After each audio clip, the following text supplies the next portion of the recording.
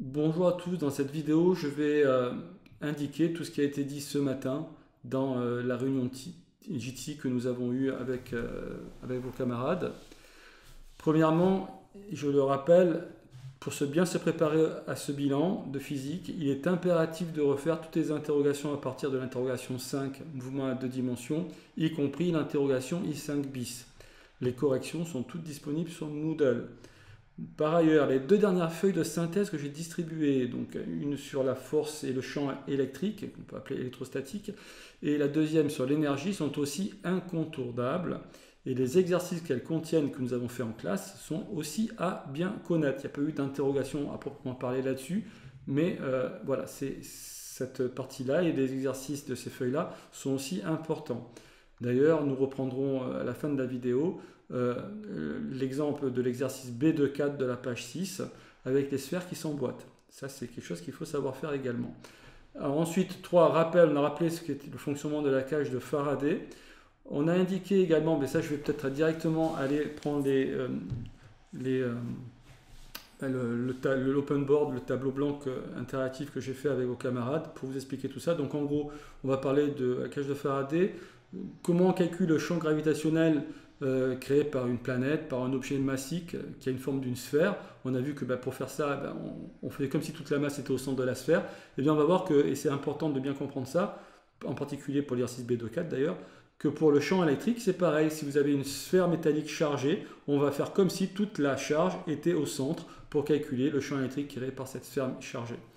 Voilà, et je vais directement, sans plus tarder, à l'open board. Alors le rappel du principe de fonctionnement de la cage de Faraday, pour commencer, vous avez imaginé que vous avez une boule sphérique métallique avec en son sein une zone, une cavité donc creuse, donc une sphère creuse, et que vous placez cette sphère creuse dans un champ électrique, donc un champ électrique créé par les deux plaques métalliques ici A et B. Donc vous avez ici un excédent de charge positive, donc un déficit d'électrons, et là vous avez un excès d'électrons. Et alors, ces plaques métalliques vont créer un champ électrique grand E. Et si vous mettez une charge positive ici, elle va être attirée par la plaque grand B, la plaque négative. Et si vous placez cette sphère ici, les électrons libres dans le métal, c'est-à-dire un électron par atome en gros, vont être affectés par ce champ électrique et donc vont se déplacer évidemment vers la plaque, cette fois-ci grand A, puisque ce sont des charges négatives qui sont portées par les électrons. Un électron porte la charge élémentaire, une charge élémentaire négative, on dit élémentaire parce que un objet chargé contient un nombre de charges qui est un multiple, de la charge élémentaire. Et alors vous allez vous retrouver ici avec cette sphère qui au départ est neutre, elle est toujours neutre ici, mais vous allez avoir une séparation de charge par influence électrostatique due à un champ électrique extérieur. Et vous allez avoir des électrons qui vont se répartir sur la partie gauche de la surface de la sphère. Et les atomes qui ont perdu un électron sur la partie droite de la sphère vont porter une charge positive puisqu'ils ont un proton en excès, étant donné qu'ils ont perdu un électron autour de leur noyau. Et alors vous avez cette séparation de charge qui est là et qui va se répartir, qui va se faire de façon à annuler le champ électrique à l'intérieur de la sphère, puisqu'on fait de l'électrostatique. Au bout d'un moment, très rapide, puisqu'on est sur un métal, un conducteur, vous allez avoir un équilibre qui va s'effectuer, statique, et donc plus rien ne va bouger. Ce qui veut dire que les électrons en excès sur les atomes qui se situent dans la sphère ne vont plus bouger. Pourquoi? Parce qu'il n'y a plus de champ électrique à l'intérieur. D'accord? Et donc à l'intérieur de la sphère, le champ électrique est nul. Et ça, c'est vraiment très important. Et c'est ce phénomène qu'on utilise pour construire une cage de Faraday dans laquelle on va être à l'abri du champ extérieur, puisque dans cette cage ici de Faraday, à l'intérieur de la sphère métallique, donc là une surface creuse, il y a de l'air ici, on va pouvoir vivre tranquillement sans être affecté par le champ électrique extérieur, parce que les électrons qui sont libres dans le métal vont venir compenser ce champ électrique extérieur pour obtenir ici un champ électrique qui vaut 0. Donc ça, c'est quelque chose de très important. Ensuite, on a révisé un petit peu comment calculer le champ gravitationnel créé par une planète autour d'elle. Et là, on a remarqué que la formule qui permet de calculer ce champ gravitationnel, Ben, dans cette formule, on utilise la distance du point au centre de la planète. Et donc ça veut dire que l'on fait comme si toute la masse mt, la masse de la Terre, par exemple, si ici on a la Terre, toute la masse de la Terre, on fait comme si toute la masse de la Terre était au centre. C'est une propriété très importante qui nous permet de calculer le champ gravitationnel ou le poids, Fg, le poids d'un objet. Donc le poids d'un objet, ça va être quoi? Le champ gravitationnel fois la masse de l'objet. Vous voyez? La masse donc due à la Terre. Le poids, pardon, dû à la Terre. Le poids de l'objet, Fg ici. Donc c'est une force exercée par la Terre sur petit m. Et on obtient la fameuse formule que vous connaissez pour calculer le poids, m fois g. M, c'est votre masse à vous, c'est votre masse. Et vous êtes sous l'influence de la Terre qui crée un champ gravitationnel là où vous vous situez. Vous faites la masse fois le champ gravitationnel, vous obtenez votre poids. De la même façon, hein, pour la force électrique, vous faites la charge électrique qui remplace le petit m ici, fois le champ électrique créé par la sphère ici, et vous obtenez la force électrique exercée par la sphère ici, par la sphère chargée ici, sur la petite charge petit q qui est placée à cet endroit-là. Et le champ électrique que vous faites pour le calculer, eh bien vous avez la constante ici, hein, gravitationnelle qui est remplacée par la constante petit k ici, 9,10 exposant 9. Ici vous aviez 6,77 newtons par mètre carré divisé par des kilos au carré. Là vous avez 9,10 exposant 9 newtons fois mètre carré divisé par des coulombs au carré cette fois.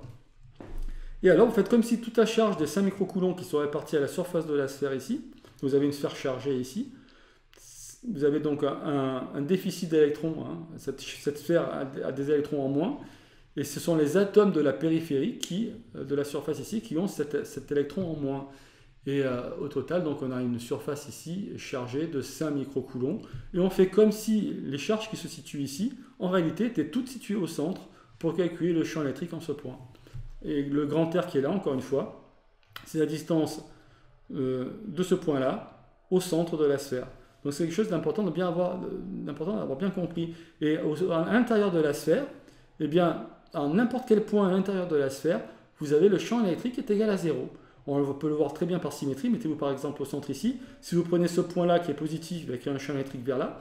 Mais le point qui est là, pareil, qui a la même charge électrique, mais de ce côté-là, il va créer un champ électrique dans l'autre sens. Et au final, vous voyez que si vous donnez comme ça, avec un point ici et le point diamétralement opposé ici, vous obtenez une somme des forces, donc une somme des champs électriques qui vaut 0 au centre. Mais le raisonnement qu'on fait facilement ici, on peut le faire de façon un peu plus complexe dans n'importe quel point ici, et vous aurez une somme du champ électrique et une somme des forces qui vaut au 0 si vous placez une charge à n'importe quel endroit à l'intérieur de la sphère. C'est quelque chose de très important à bien comprendre. Et un exemple d'application de cette propriété, c'est dans l'exercice B2.4.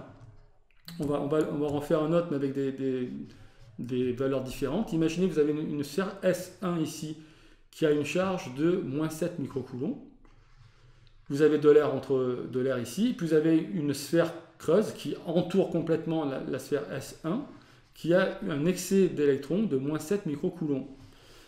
Et alors, on vous demande comment répartir, hein, dans l'exercice B2.4, comment se répartissent les charges au niveau de ces deux sphères.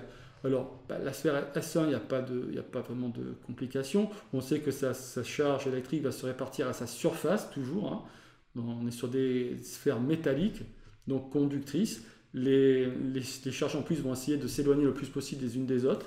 Donc, elles vont se mettre à la surface ici de la sphère. Et donc, vous avez moins 3 coulombs qui sont répartis de façon uniforme à la surface de la sphère ici.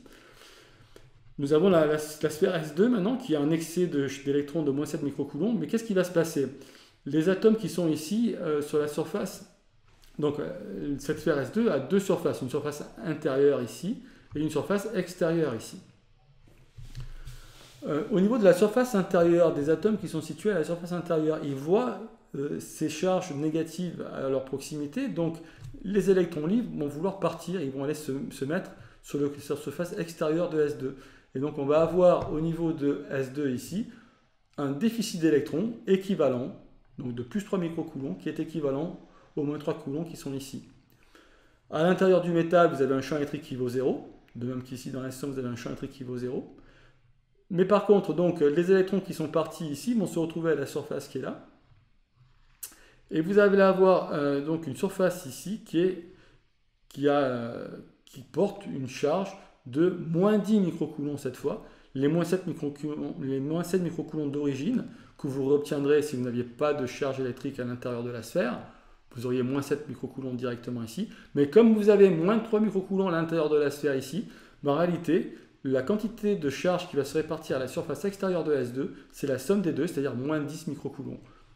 Donc, moins 7 plus moins 3, puisqu'en réalité, vous avez plus 3 microcoulombs qui sont venus compenser les moins 3 microcoulombs qui étaient là. Et du coup, évidemment, quand vous faites la somme au niveau des charges au niveau de S2, vous avez plus 3 microcoulombs ici, moins 10 ici, moins 10 plus 3, ça vous retrouvez bien les moins 7 microcoulombs. Donc pas de problème, vous avez bien une sphère S2 avec moins 7 microcoulombs, mais c'est moins 10 sur la surface extérieure et plus 3 sur la surface intérieure. Voyez. Et alors, le champ électrique, pour calculer le champ électrique, par exemple, ici dans l'air, eh bien, les charges qui se trouvent, qui englobent le point que vous considérez, bon, on a vu précédemment que le champ électrique qu'elle crée est nul, et donc au point grand E ici, vous êtes uniquement sous l'influence de la charge de moins 3 microcoulombs créée par S1 ici. Et donc le champ électrique ici, c'est tout simplement, donc valeur absolue ici, 9 10 exposant 9 fois la charge moins 3 microcoulombs que vous faites comme si, donc vous faites comme si elle était au centre, divisé par R carré. R carré étant la distance entre O et E ici. Donc on pourrait l'indiquer quand même, puisque ça c'est un peu manquant. Grand R carré ici, c'est la distance qui est ici. Grand R ici. D'accord? C'est cette distance-là. Et par contre, si vous prenez un point qui se situe à l'extérieur ici des deux sphères, eh bien lui, il voit quoi? Il voit une charge de moins 10 microcoulombs, la somme des deux, et il fait comme si elle était répartie au centre ici. Donc vous avez un champ électrique qui est moins 9, qui est 9 10 plus 9 fois moins 10. Alors, il faut mettre moins 10 évidemment en valeur absolue, puisque vous calculez une intensité de champ électrique, donc ici c'est une valeur absolue, divisé par R carré. Le R carré est la distance évidemment cette fois de ce point ici, voilà, de ce point ici au point grand O qui est là. Dans S1, le champ électrique vaut 0, et dans la partie métallique S2, le champ électrique vaut également 0. Voilà. Alors là, il y a un autre exercice qui a été fait avec cette fois des charges positives, plus 3 microcoulombs pour la S1, 5 microcoulombs pour S2. Et dans l'exercice du livre, je crois qu'il y a un changement de signe. Vous avez S1 qui a un signe et puis S2 qui a un signe différent. Puisque vous voyez, les signes sont identiques pour S1 et S2. Vous avez l'exemple de B24 où vous avez un signe positif et un signe négatif pour l'un et pour l'autre. Voilà. Donc c'est ce genre d'exercice qu'il faut également avoir bien compris. C'est vraiment, je pense, un exercice très intéressant. Vous avez en fait, au niveau de la sphère S2, vous avez une séparation de charge due, sous influence électrostatique, due à la charge qui est présente au centre de la sphère creuse. Vous voyez? Et donc il y a des plus qui sont, les électrons sont éloignés, ils sont repoussés par la charge négative que situe au centre ici, et se retrouvent du coup à la surface extérieure de S2. Et vous vous retrouvez du coup sur la surface intérieure de S2 avec un déficit d'électrons et donc des charges positives. Les atomes, eux, ne se déplacent pas, il n'y a que les électrons qui se déplacent dans le métal. Voilà, bien écoutez, je crois que c'est tout ce que j'avais à dire. Oui, en fait, non, c'est pas tout ce que j'avais à dire. Première chose que j'ai oublié de vous dire, c'est que pour calculer le champ électrique en ce point-là, on pourrait raisonner en considérant d'abord uniquement la sphère S1 ici, et qui porte une charge de 3 microcoulombs répartie à sa surface. On fait comme si cette charge de 3 microcoulombs était au centre, et pour calculer le champ électrique ici, on applique la formule qui est là. 9 10 exposant 9 fois 3 microcoulombs, 3 10 moins 6, donc divisé par la distance au carré qui sépare ce point et ce point ici. Il faut également dessiner le vecteur champ électrique, ce que nous n'avons pas fait ce matin, mais il est important de le faire. Le champ électrique, bien, il va être créé par S1, il va être comme ça. Si je mets une charge positive, donc la direction, c'est la direction de la droite qui passe par les points grand S et le point considéré. Le sens, bien, si je mets une charge positive ici, elle va être repoussée. Donc ça donne le sens du vecteur champ électrique. On peut faire la même chose avec le champ électrique créé par S2 en rouge. Donc S2 porte une charge de 5 microcoulombs. Le champ électrique créé par S2 en ce point-là, eh bien, ça va être 9 10 exposant 9 fois, cette fois non pas 3, mais 5 microcoulombs, divisé par la même distance R carré, qui est la distance qui est ici. On pourrait le dessiner, mais ce champ électrique il va être en rouge. Voilà, il va être un peu plus grand que le champ électrique créé par S1. Voilà. Et au final, quel est le champ électrique total créé en ce point-là? Eh bien, c'est la somme des deux. Et c'est cette valeur qui est ici qu'on a calculée directement. D'accord? Avec 8 ici. Puisqu'on voyait que c'est les mêmes formules, on peut mettre tout ce qui est là en évidence. Et il nous reste 3 plus 5 qui est égal à 8 microcoulombs. Vous voyez? Voilà, donc ça c'est ce premier point que j'ai oublié de vous signaler. Donc évidemment, le champ électrique total, c'est la somme de ces deux vecteurs ici. Donc c'est un vecteur qui est un peu plus grand, que je peux dessiner par exemple en bleu. Hein. Là, le champ électrique total, c'est la somme des deux. Voilà. Enfin, bien, là il est un peu... voilà. Enfin, vous faites ça bien avec une latte, évidemment. Ce que je ne fais pas ici, c'est pas bien. Ensuite, j'ai oublié de vous parler également de ce petit schéma ici. Hein. Un circuit électrique qui comporte une résistance. Donc vous avez ici une pile de 4 volts qui impose une différence de potentiel de 4 volts à ces bornes. C'est-à-dire ici, elle impose un déficit d'électrons et là, elle impose un excès d'électrons. Globalement, ici, c'est neutre. Et vous reliez cette pile à une résistance. Le fil conducteur sert uniquement à reporter ces déficits, cet excès ou déficit d'électrons au niveau de la borne, au niveau des bornes de la résistance grand R. Il n'y a pas de perte d'énergie potentielle. Les électrons, lorsqu'ils se déplacent dans le circuit, donc vous êtes d'accord, il y a un courant électrique qui va circuler une fois que le circuit est fermé. En réalité, le sens conventionnel du courant, c'est dans le sens, il part de la borne positive, mais en réalité, ce qui se déplace, ce sont les électrons dans le circuit, et ils se déplacent en sens contraire. Donc vous avez des électrons qui se déplacent, tous à la même vitesse, et ils ont la même vitesse sur n'importe quel point du circuit. Et donc vous avez un électron qui va entrer ici, avec un potentiel électrique de 0 volts, et puis il va rencontrer de la résistance, il va faire vibrer les atomes qui constituent la résistance ici, et cela va créer de la chaleur, et il va perdre de l'énergie potentielle électrique. Donc il va perdre de l'énergie potentielle électrique qui va être transformée en chaleur, et c'est le principe du radiateur électrique tout simplement. Et donc à la sortie ici, votre électron est épuisé, et il arrive à un potentiel électrique qui est plus élevé. Donc plus le potentiel électrique est élevé, moins il a d'énergie potentielle, votre électron. Et alors il est amené aux urgences, donc au niveau de la pile, sans difficulté, puisque là on a le même potentiel en tout point, donc là il circule sans problème. Le fil conducteur n'exerce pas de résistance, la résistance du fil est nulle, donc il se déplace tranquillement. Et il arrive ici, et au niveau de la pile, la pile dit « Oh, toi tu es là, mais ça ne me plaît pas, je veux que tu sois de l'autre côté ». Et la pile va faire c'est souvent des réactions chimiques qui se font à l'intérieur de la pile, les piles que vous achetez. Et cette réaction chimique va imposer à l'électron de retourner d'où il vient, ici. Et puis il va pouvoir ensuite repartir dans le circuit. Puisqu'évidemment, le fil va lui permettre, il y a beaucoup d'électrons ici, si vous leur donnez le moyen de partir, ils partent. Donc ils partent vers la résistance. Ils traversent la résistance, ils perdent de l'énergie. Et puis après, ils reviennent au niveau de la pile. La pile va leur redonner de l'énergie, puis ils repartent, ils perdent leur énergie ici, et puis ainsi de suite. Et pour calculer la variation d'énergie potentielle de l'électron lorsqu'il passe du point B au point grand A, bien c'est tout simplement Q fois VA moins VB. Faites attention au sens. Là, l'électron se déplace de B vers A, donc il faut prendre arrivée moins départ toujours. Hein. C'est toujours des variations. C'est l'arrivée moins le départ. Et vous obtenez petit q, la charge d'un électron, charge élémentaire, charge négative ici, fois le VA qui évaut 4 volts, moins 0 pour le VB.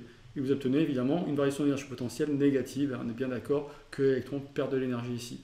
Ici, si on calcule la variation d'énergie potentielle de l'électron lorsqu'il passe de la borne A à la borne B, évidemment de A à B, vous inversez ici, donc vous avez 0 moins 4, du négatif à du négatif, évidemment, la variation d'énergie potentielle au niveau de la pile, quand l'électron passe de la borne positive à la borne négative, la variation d'énergie potentielle de l'électron est évidemment positive, il gagne de l'énergie. En réalité, il faut qu'il y ait une force ou alors une vitesse suffisante de l'électron pour lui permettre de passer de VA à VB ici, puisque l'électron, la force électrique l'empêche d'aller en B, mais s'il y a une vitesse suffisante, il peut y aller, mais ici au niveau de la pile en l'occurrence, ce n'est pas la vitesse, il n'y a pas une variation de la vitesse de l'électron, c'est des réactions chimiques qui vont créer cette force électromotrice qui va permettre à l'électron de revenir sur la borne négative, alors que naturellement, évidemment, il n'a pas envie de revenir là où il y a plein d'électrons.